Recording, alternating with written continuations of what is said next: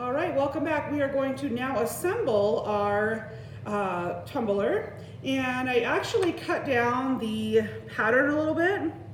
I felt like it was overlapping a little bit too much right here, so I took a 1/2 inch off. So the old measurements were 10.5 by 6 1/4.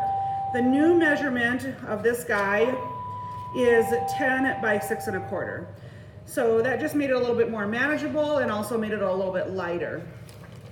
Okay, so I've done a dry fit, and a dry fit is just basically putting something together and then not scoring it yet. But this looks good. It looks like everything's gonna fit together okay. The bottom I might need to trim just a little bit, but we'll when that happens, we'll do that. Okay, when we get there. So what I'm gonna do is just peel this back a little bit. I'm gonna leave it on my spray paint can, but just peel this back. And I'm gonna score right here and right here.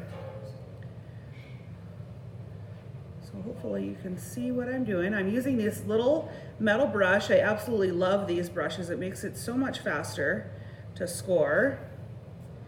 And I know some of you probably have all kinds of great scoring utensils at your school or your studio. I like to use this one.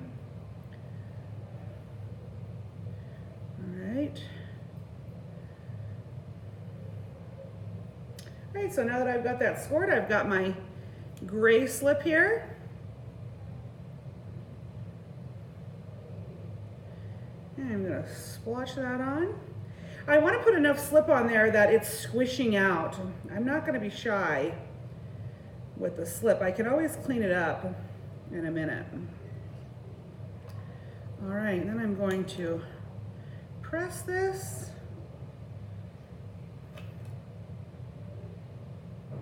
Just a little bit more here. There we go. All right. I'm pressing this in. And that slip is starting to squish out my seam there. I'm going to clean that up in a minute.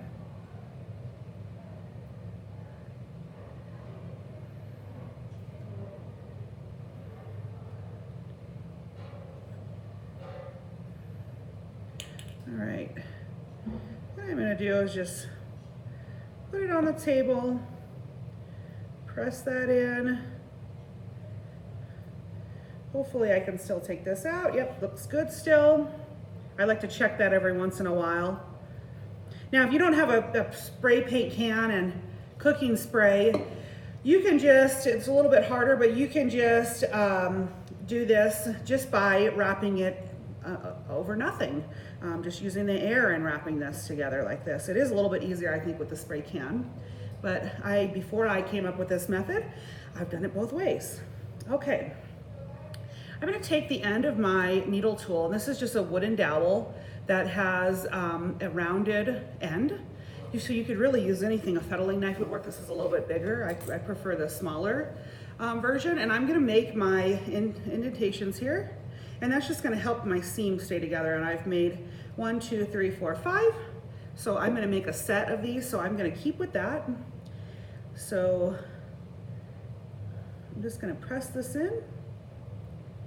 I'm pressing it in, I'm moving it around a little bit. There's 1, 2,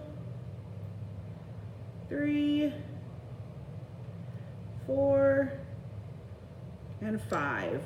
All right. That looks pretty good.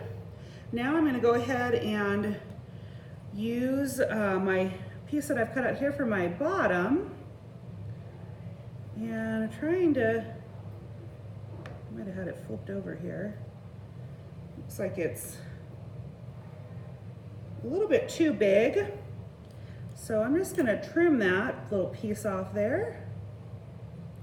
So if that happens, it's just real easy to trim it. Okay.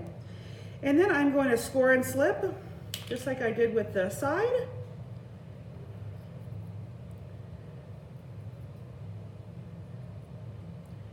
And again, I want to put enough slip on here that it kind of squishes out the side, the outside of the pot or the tumbler, not the inside necessarily. I don't want a bunch of slip on the bottom of this because that's pretty hard to clean it up. So I'm gonna put this on, kind of keep it to the outside edge here.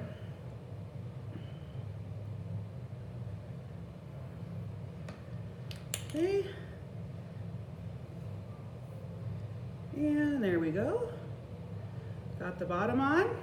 Oops, I got a little boo-boo right there. Just smooth that out. All right. So again, I'm gonna press this pretty hard so I can start to see the slip coming out of there. I'm really pinching this together and compressing that. Once I have it compressed, I can clean it up a little bit and start to smooth this.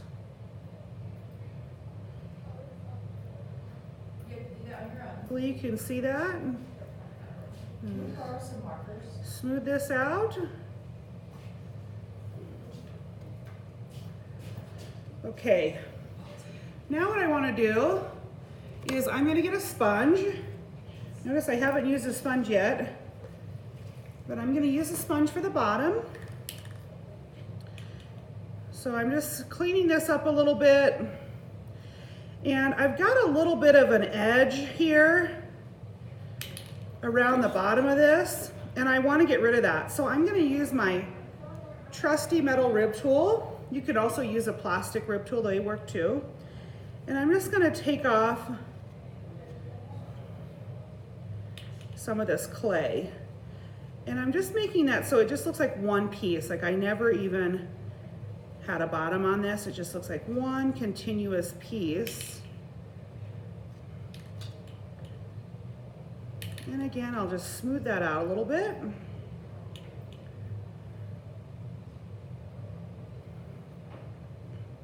I'm going to use my sponge also to smooth this edge. This is a little bit wavy here. I'm okay with that. I think it's fine. Okay. Now, once I'm satisfied with my seams, they've disappeared, and I'm satisfied with this seam here, then I can go ahead and I can take this guy out, and hopefully I put enough stuff on here that it just slides out. And then the last thing I need to do is the seam that's on the inside, I'm going to take my fettling knife, and I'm going to probably have a really hard time showing you this, but I'm just going to press my fettling knife into here. I'm just going to run it along the seam. I'm going to try to show you. I'm going to take my fettling knife and run it along the seam, and I'm just going to compress that down is all I'm trying to do. That helps, I'm trying to make it disappear. It helps when someone's washing this, they're not getting, something's not getting stuck on their sponge. It's just smoothing it out a little bit. And other than that, I don't really do anything to the inside. I just leave it. I don't know if you can see that or not. Might be kind of dark. Okay. There's not a lot of slip in there, so I'm okay. If there is, if you have a sponge on a stick, you could clean it up with that. I try to be careful, and so I don't have to do that. And then that's it. That is ready to go. You could stamp letters into it. You could put different textures in at this point if you wanted to. I'm just gonna leave it. And so I've got 2 of my 4 here for my set. Thank you.